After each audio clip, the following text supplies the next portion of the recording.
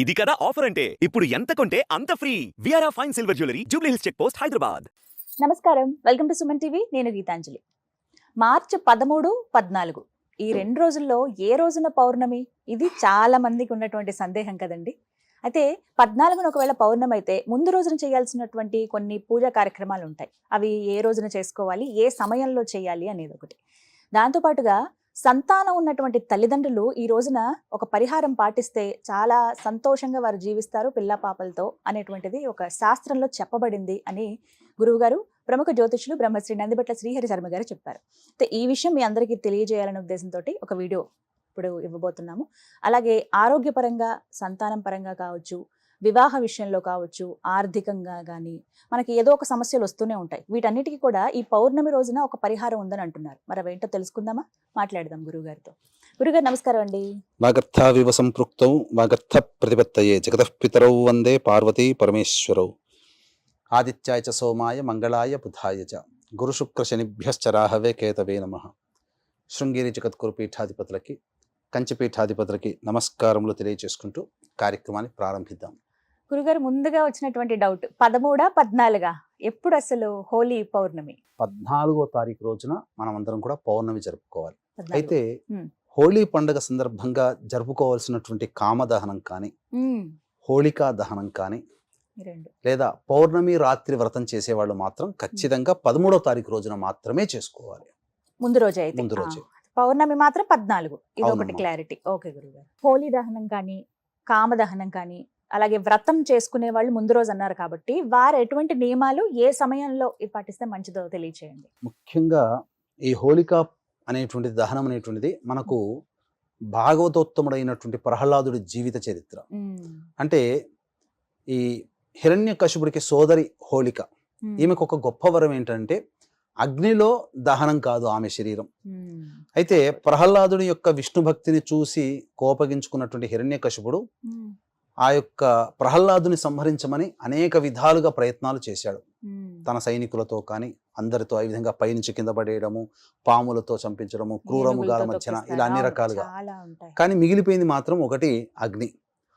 అయితే ఎవరు కూడా సాహసించకపోయేసరికి తన అన్న యొక్క బాధను చూసినటువంటి హోళిక, నాకు వరం ఉందన్నయ్య, నేను వెళతాను, అగ్నిలో కూర్చుంటాను అని చెప్పి నేను మళ్ళీ తిరిగి జీవించి వస్తానని చెప్పగా ప్రహ్లాదుడు, మేనల్లుడైనట్టు ప్రహ్లాదుని ఒళ్ళో పెట్టుకొని అగ్నిలో దూకుతుంది.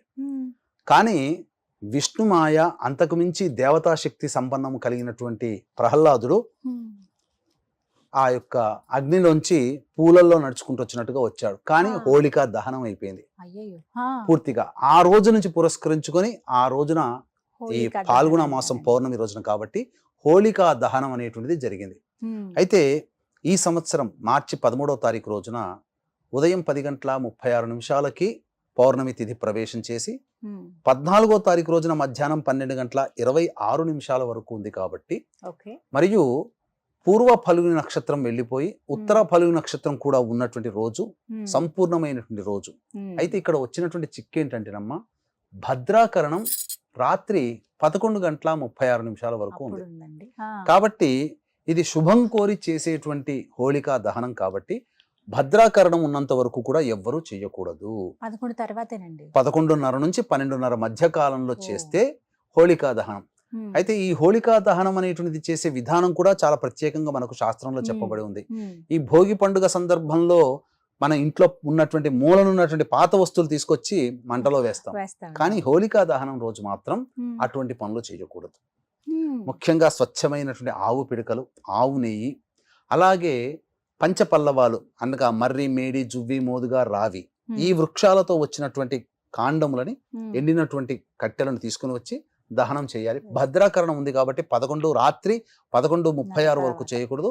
11:36 నుంచి 12:26 మధ్య కాలంలో ఈ హోళికా దహనం చేసి ఆ తదనంతరం తెల్లవారి ఆ యొక్క స్నానం ఆచరించడానికంటే ముందు ఆ ఇంటి చుట్టుపక్కలంతా కూడాను ఈ యొక్క భస్మం ఉంటుంది కదా, బూడిద, ఆ బూడిదని చల్లుకునేవాళ్ళు. అంటే ఇంటికి పట్టినటువంటి నెగిటివ్ ఎనర్జీ, నరదృష్టి, నరఘోష అన్ని తొలగిపోయేటివి. తదనంతరం ఇంట్లో కూడా చల్లుకునేవాళ్ళు. ఇంకా విశేషంగా ఆ యొక్క భస్మాన్ని తీసుకొని పిల్లలకి ఒంటికి రాసేవాళ్ళు, స్నానం ఆచరించి చేసేవాళ్ళు. లేదా ఉన్నటువంటి నీటిలో వేసుకొని, బూడిద నీటిలో వేసుకొని ఆ నీటితో స్నానం ఆచరించేవాళ్ళు. తద్వారా అంటే ఒక రాక్షసి సంహారం, దుర్మార్గమైనటువంటి చిత్త ప్రవృత్తి కలిగినటువంటి రాక్షసి సంహారం జరిగినటువంటి కారణం చేత ఆ విధంగా భావన చేసుకుంటూ స్నానం ఆచరించడం వల్ల మన శరీరంలో మనకు తెలియకుండా ఉన్నటువంటి రాక్షస భావాలు కానీ, లేదా రాక్షస చిత్ర వృత్తి అంటే ఏంటి, నెగిటివ్ ఎనర్జీ పోతుంది అనేటువంటి ఒక నమ్మకం. ఆ విధంగా చేసేవాళ్ళు. గురుగారు, సంతానం ఉన్నటువంటి తల్లిదండ్రులు కొన్ని పరిహారాలు పాటించాలని అంటున్నారు కదా, అవి ఏంటో తెలియచేయండి. ముఖ్యంగా మన పురాతన కాలం నుంచి కూడా ఇది మూఢనమ్మకము అనే దానికంటే విశ్వాసం అని చెప్పడం మేలమ్మ. ఒక నమ్మకం, మూఢనమ్మకం కాదు. ఇప్పటికీ కూడా పల్లెటూర్లు, పల్లె ప్రాంతాలలో పిల్లలకి ఏదైనా అనారోగ్యం చేసినా ఆ గ్రామ దేవతకు కానీ, కుల దేవతకు కానీ చద్ది పెట్టుకుంటారంటారు కదా. ఈ భద్రాకరణం 13వ తారీఖు 11:36 రాత్రికి వెళ్ళిపోతుంది కదా. ఆ హోళికా దహనం చేసే సమయంలోనే చద్దికి ఏర్పాటు చేసుకోవాలి తల్లిదండ్రులు. ఆ పిల్లల అభివృద్ధి కోసం ఏర్పాటు చేసుకుని ఉదయాన్నే స్నానం ఆచరించిన తర్వాత చక్కగా పిల్లల్ని కూడా తీసుకొని వెళ్ళి గ్రామ దేవతకు కానీ, లేదా ఇంటి చుట్టుపక్కల ఉన్నటువంటి ఎల్లమ్మ, పోచమ్మ, మారెమ్మ ఇలాంటి దేవాలయాలు కానీ, లేకపోతే దుర్గా లేదా పార్వతి, శివాలయంలో పార్వతి అమ్మవారు ఆ దేవాలయానికైనా వెళ్ళి అమ్మవారికి అభిషేకము, అర్చన జరిపించి తీసుకువెళ్ళినటువంటి ఈ చద్దిని అమ్మవారికి నైవేద్యంగా పెట్టి, తదనంతరం ఆ యొక్క చద్దిని పిల్లలకందరికీ పంచిపెడితే పిల్లలందరూ కూడా సంపూర్ణ ఆరోగ్యవంతులవుతారు. అంటే అపమృత్యు దోషము నుంచి మృత్యు ఒడిలోకి వెళ్ళి క్షేమంగా ప్రహ్లాదుడు ఏ విధంగానైతే తిరిగి వచ్చినటువంటి సందర్భం హోళికా పౌర్ణమి సందర్భంగా ఏ విధంగా జరిగిందో, ఆ రోజు నుంచి కూడా మగ ఆడ అనేటువంటి తేడా లేకుండా పిల్లలున్న ప్రతి తల్లిదండ్రులు ఈ నియమాన్ని పాటించడం ద్వారా సంపూర్ణముగా గ్రామదేవత కూడా సంతోషం చెంది ఆ ఊర్లో నివసిస్తున్నటువంటి పిల్ల పాపల్ని రక్షిస్తుంది. అందులో సందేహమే లేదు. ఈ విధంగా చెయ్యాలి. అందరూ చేసుకోదగ్గదే. అవును, అమ్మవారి ఆలయాలు కూడా ఇంటి దగ్గరలోనే ఉంటాయి కాబట్టి అందరూ చేసుకోదగ్గదే. అందరూ ఆచరిస్తే చాలా మంచిది. ఇది 14వ తారీఖు చేయాలండి. ఇది 14వ తారీఖు రోజున చేయాలి. పౌర్ణమి రోజున చేయాలి. 13వ తారీఖు రాత్రి 11:36 తర్వాత చద్దికి సంబంధించినటువంటి విధి విధానాలు చేసుకొని, అంటే ఏంటి, ఆ పాలు, బియ్యము, ఉడికి మన అన్నం తయారు చేస్తారు కదా, అందులో పాలు పోసి చద్దిని తయారు చేయడం రాత్రిపూట. ఆ విధంగా తెల్లారేసరికి అది పెరుగుగా తోడుకుంటుంది, మజ్జిగన్నంలాగా తోడుకుంటుంది. దాన్ని తీసుకుని వెళ్ళి అమ్మవారికి. కాబట్టి ఆ రోజున ఏంటంటే పౌర్ణమి 13వ తారీఖు ఉదయం కూడా ప్రారంభమవుతుంది కాబట్టి ఆ రోజున దంపతులు ఇద్దరు కూడా బ్రహ్మచర్య వ్రతాన్ని ఆచరించాలి. ఇది నియమం. చేసి అమ్మవారికి చద్దిని ఏర్పాటు చేయాలి, నైవేద్యం పెట్టాలి. అలాగే సంతానం విషయంలో వివాహం కానీ, ఆర్థిక ఇబ్బందులు ఉంటాయి, ఆరోగ్యపరంగా కూడా కొన్ని సమస్యలు ఉంటాయి కదండి. పౌర్ణమి చాలా విశేషమైన రోజు కదా. ఇలాంటి వాళ్ళు ఎవరైతే ఈ సమస్యలు ఎదుర్కొంటున్నారో వారు ఏమన్నా పరిహారాలు పాటిస్తే వాటి నుంచి బయటపడతారా? తప్పకుండానమ్మా. ఎందుకంటే పౌర్ణమి అంటే గుర్తుకొచ్చేది మనకు అమ్మవారి షోడశ కళలతో విరాజిల్లుతుంది లలిత అమ్మవారు. కాబట్టి చాలా మంది ఇప్పటికీ కూడా పౌర్ణమి వ్రతాన్ని ఆచరిస్తారు. అందులో భాగంగా మనం గనక చూసుకున్నట్లయితే ఈసారి గ్రహణం కూడా మనకు వస్తుంది. విశేషించి చంద్రగ్రహణం ఏర్పడుతుంది. మన భారతదేశానికి సమయానికి మనం కన్వర్ట్ చేసుకుంటే 14వ తారీఖు ఉదయం 10:36 నుంచి మధ్యాహ్నం 2:36 వరకు మన భారతదేశంలో ఈ గ్రహణం కనిపించదు. కానీ నియమాలు పాటించాల్సిన అవసరం లేదు, కానీ ఆచారాలు మాత్రం పాటించక తప్పదు. ఎందుకంటే గ్రహణం అనేటువంటిది ప్రపంచానికి సంబంధించింది కాబట్టి, ప్రపంచమంతటికి కూడా చంద్రుని వెలుగునిస్తాడు కాబట్టి ఆ వెలుగునిచ్చేటువంటి చంద్రునికే గ్రహణం వస్తున్న సందర్భంగా మనకు సంపూర్ణంగా కనిపించినా ఆ గ్రహణ ప్రభావం ప్రపంచవ్యాప్తంగా ఉన్నటువంటి గ్రహణం ఏర్పడుతున్నటువంటి రాశిని బేస్ చేసుకొని వృషభ మిథున సింహ కన్య తుల ధనుస్సు మకర కుంభ మీన రాశుల్లో జన్మించినటువంటి వారికి ఉంటుంది. కాబట్టి ఈ రాశిలో జన్మించినటువంటి వాళ్ళు, లేదా పౌర్ణమి చాలా ప్రత్యేకమైనటువంటి రోజు, అందున శుక్రవారం వచ్చింది, ఉత్తరా నక్షత్రంతో కూడుకున్నది. ఉత్తరా నక్షత్రం లక్ష్మీ అమ్మవారి యొక్క జన్మదినం అని కూడా, జన్మ నక్షత్రం అని కూడా చెప్తారు. కాబట్టి విశేషించి శుక్రవారము, పౌర్ణమి మరియు ఉత్తర నక్షత్రం కలిసి ఉన్నటువంటి రోజు. ఆ రోజున దాంపత్య సమస్యలతో బాధపడే వాళ్ళు కానీ, వివాహ సమస్యలతో బాధపడే వాళ్ళు కానీ, ధనపరమైనటువంటి సమస్యలతో బాధపడేటువంటి వాళ్ళు కానీ, ఇప్పుడు చెప్పబోయేటువంటి చిన్న పరిహారాలు గనక పాటించుకుంటే తప్పకుండా వాళ్ళకి సమస్యలు తొలగిపోతాయి. ముఖ్యంగా వివాహం కూడా కుదురుతుంది. ఈ చెప్పినటువంటి వృషభ మిథున సింహ కన్య తుల ధనుసు మకర కుంభమీన రాశిలో జన్మించినటువంటి వారికి ఈ యొక్క గ్రహణ దోషం కూడా తొలగిపోతుంది.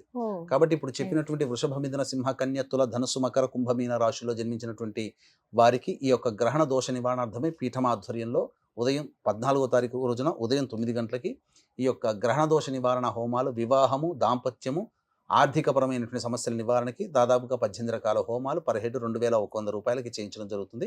అవకాశం ఉన్న వాళ్ళు కార్యక్రమ తదనంతరం కాంటాక్ట్ చేసి మీ గోత్రనామాదులు నమోదు చేసుకోవచ్చు. ఇక ఏం చెయ్యాలి? పౌర్ణమి అనేటువంటి 14వ తారీఖు కదమ్మా. కాబట్టి ఆ రోజున చక్కగా ఉదయాన్నే లేచి అమ్మవారికి, ముఖ్యంగా లక్ష్మీ అమ్మవారికి చిత్రపటానికి ఎర్రటి పూలమాల వేసి లక్ష్మీ సహస్రనామ పారాయణం చేయాలి. లేదు అమ్మవారి దేవాలయంలోకైనా వెళ్ళి అమ్మవారికి అభిషేకం జరిపించి తదనంతరం ఆ యొక్క బెల్లం పాయసం అమ్మవారికి నైవేద్యంగా పెట్టాలి. ఈ అభిషేకం చేసేటువంటి సందర్భంలో ఈ అమ్మవారికి ప్రధానంగా వివాహపరమైనటువంటి సమస్యలతో ఇబ్బంది పడేటువంటి వాళ్ళు పటిక బెల్లం మిశ్రి అంటారు.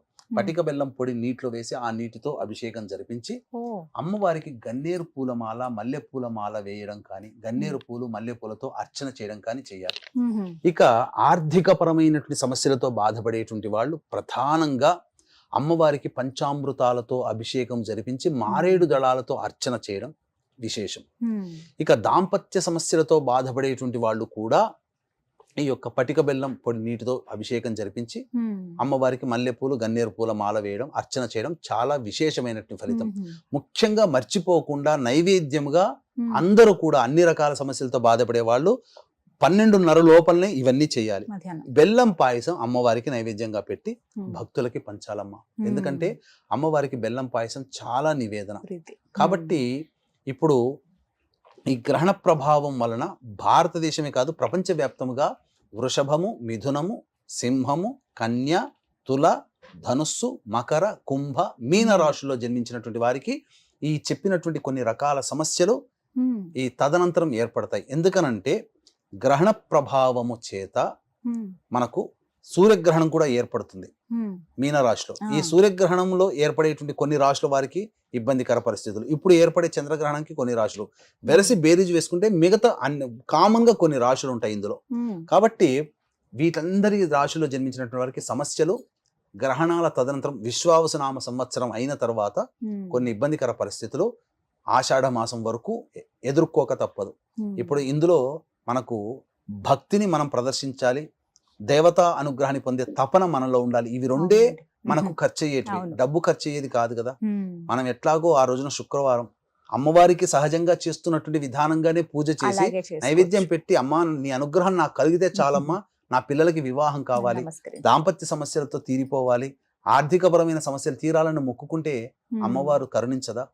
ముఖ్యంగా లలితా సహస్రనామం, లలితా త్రిశది వీలైనన్ని సార్లు పారాయణం గనక చేస్తే చాలా మంచి శుభ ఫలితాలు కలుగుతాయని చెప్పవచ్చు. మొత్తంగా విశేషమైన రోజు కదండి, చాలా చక్కగా వివరించారు గురుగారు. ధన్యవాదాలండి. సర్వం శ్రీ ఉమామహేశ్వర పరబ్రహ్మార్పణమస్తు.